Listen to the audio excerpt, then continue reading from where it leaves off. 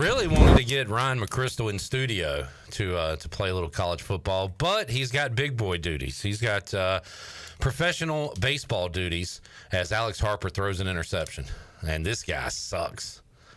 Bro, what are we doing here? And that is going to be a pick six, and it is 20-0. PAT pending. If it wasn't funny, then let's blame it on the duck. Ryan, we need your help. Can you get in here? Ryan, how you doing, buddy? Good. How are you guys? You played college football yet? I haven't. I have not gotten the chance, but I'm sure I will here in the next couple of days. Ryan, congratulations, man. Awesome stuff. Drafted by the Cincinnati Reds, and you made it pretty clear here last Friday that door to return to East Carolina was open if the money wasn't right, the situation wasn't right, but looks like you got a pretty good situation here with the Reds, right? Yeah, it was absolutely a blessing. It's just obviously since I was 2 years old, I've wanted to play professional baseball, and not only for that opportunity to arise, but for everything to play out at school, and then deal-wise when it comes to getting drafted, it couldn't have been a better situation for me. Yeah, that's awesome, man. So what was the day like for you? You got an advisor, I believe. So who were you in contact with? Were there any phone calls? What was it like before you got your name called? Yeah, so that day, I thought the draft started at 12, so I got up a little earlier than I probably would have, which is still later than most people probably. But me and my buddies went to get something to eat, came back, and just hung out for a little bit. We were playing video games up in my room, and then when it started, I went downstairs, talked to my advisor a little bit before the draft started, and then he kept updating me what he was hearing throughout the draft, and I ended up just getting kind of anxious during it, like just watching it, and it was just one of those things where, I don't know, I feel like I would rather read the names off than hear names constantly going off. And so me and my friends went upstairs, actually, and we were playing video games when my advisor got the information to me that I was about to be picked. So I'll forever have the story of playing Fortnite with one of my best friends and having to stop middle of the game because my advisor texted me, "Pay attention, Red's taking you here."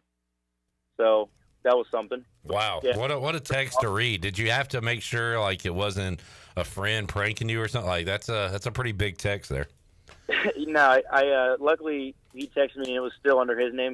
I didn't change it in my phone. But no, it was kind of crazy. I just stood up and I said some provocative words, and I don't know if that's the word to use there, but actually it probably could be used. But you know what I mean? Just kind of freaked out for a second, ran downstairs, and I was like, "Hey guys, you're gonna want to pay attention right here because I think I'm about to get drafted." And then it happened, and it was like a sigh of relief, and kind of got emotional because obviously it's just kind of a surreal thing to happen. I still don't think it's really set in. I've asked guys, I think it seems like maybe with football you kind of get more of the talks with the teams before they pick you, although I've talked to guys that were drafted in the NFL that had no contact with the team. So how about with baseball? Like, was there any talk of Reds? Like, have you talked to anybody did you talk to anybody from any organization about potentially being picked? So I talked to a lot of teams prior to the draft. My advisor talked to most of them, especially during the season. It's a big thing for us just not to get caught up in all that because our goal is not to play professional baseball in the middle of April. It's to try and help ECU win. So they just kind of stayed in touch with my advisor after the season, even after I was able to kind of talk to him more. But I told my parents before the draft started that if I did get drafted, that I would put money on the Reds because they seemed to be the most interested. They had just been in touch with me the most and seemed like, I mean, I'd talked to their assistant GM. My advisor talked to the assistant GM. They just sent a bunch of tests for me to do. So I talked to a bunch of teams, but they seemed the most interested. So I'm really excited that I was able to get picked up by a team that seemed like they really wanted me from the get-go. That's cool. That's great to hear. Ryan McCrystal joining us. One of our chat gang regulars is fired up because Jamie is a Reds fan. And he said, what's it like getting drafted by the team with the greatest catcher and greatest player of all time? He's a huge Johnny Bench guy. So I don't know you're a Phillies fan, but what do you think about the Reds organization? Yeah, I love it. My dad and I were talking, and he said something earlier about how it's just cool because it's one of the oldest baseball teams, just in the history of the MLB. And so it's just really cool to be able to go and hopefully add on to that. And Johnny Bench wasn't too bad, obviously, but I'm going to see if maybe I can give him a run for his money. Yeah, no doubt. And a lot of your buddies will be joining you in professional baseball. Of course, Trey Savage getting picked early by the Blue Jays. Carter Cunningham also to the Blue Jays. The Marlins selecting Jacob Jenkins-Coward. Eric Ritchie to the Phillies. Wyatt Lunsford-Shankman to the Mariners. So a lot of Pirates will have an opportunity there in pro baseball. That's got to be cool for you to have your friends going as well. Yeah, I think that I got more excited for them getting picked than I did myself because I don't think I really understood the severity of me getting drafted. But I know when JC got picked, our whole family just kind of lost it because we've been close for a long time. And then obviously Carter got picked when we were kind of still in the midst of being in shock a little bit from just getting picked, like, I don't know, probably 30 picks before that. So it was awesome. We just saw his name pop across the screen and we all screamed again. So it just is like one big family. So like it's just like one of my brothers just got drafted, or just like one of my parents' kids got drafted. So it's one of the most special things you can possibly go through. We talked to Mike Mullis yesterday, who knows about this process and talks to a lot of people in the industry, and he says that there's still the medicals part of it. So how much of that was pre-draft for you, Ryan, and how much do you have to report somewhere and they're gonna go over your body and all that stuff coming up? Yeah, that was a funny way to put it, but sorry. No, it's okay. So I actually go to Arizona tomorrow, which is quite the turnaround. But so does Shank. I've talked to him about it too. So we're definitely going to see each other when we get out there. But yeah, I'll go there tomorrow. They're flying me out there, and then I'll go through like a CT scan, MRI, all the physical and everything. But all that stuff was already in like my draft profile that teams can request medical information, and so went ahead and got all that on there. So there's nothing that is going to pop up on anything that isn't already known about, if that makes sense. So there shouldn't be any issues when it comes to that. Any ideas for your first, purchase with the signing bonus? Have you talked to your family, or are you making that call yourself? I don't know. I'm not really one for buying things. I'm sure that I will try and take my dad to a really nice golf course or something, but that's really all I can think of. Hopefully I don't have to really touch it for a while, so I can see if I can just keep on to it as long as I can. Good deal. So off to Arizona. And Ryan, you love the game of baseball. You said one of the reasons you played summer ball was because you were bored and just wanted to play baseball. So do you know when more baseball? Is there like a short season or anything, or is that kind of to be determined for you?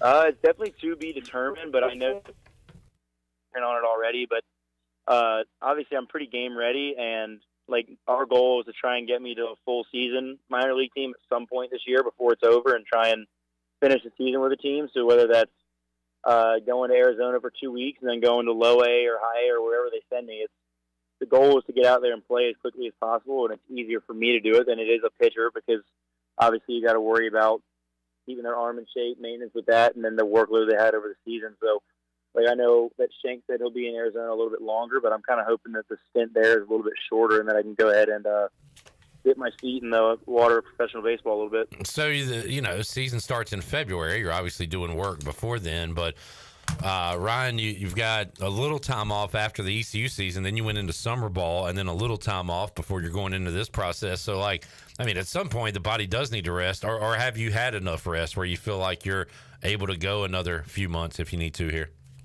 I definitely go another few months. I think that it was such a blessing being able to have a catcher like J-Dub, just like, I didn't have to catch every game. J-Dub was able to take some of the work behind the plate so that I was able to make sure I stayed healthy. And honestly, without him, I don't think any of this would have been possible. I think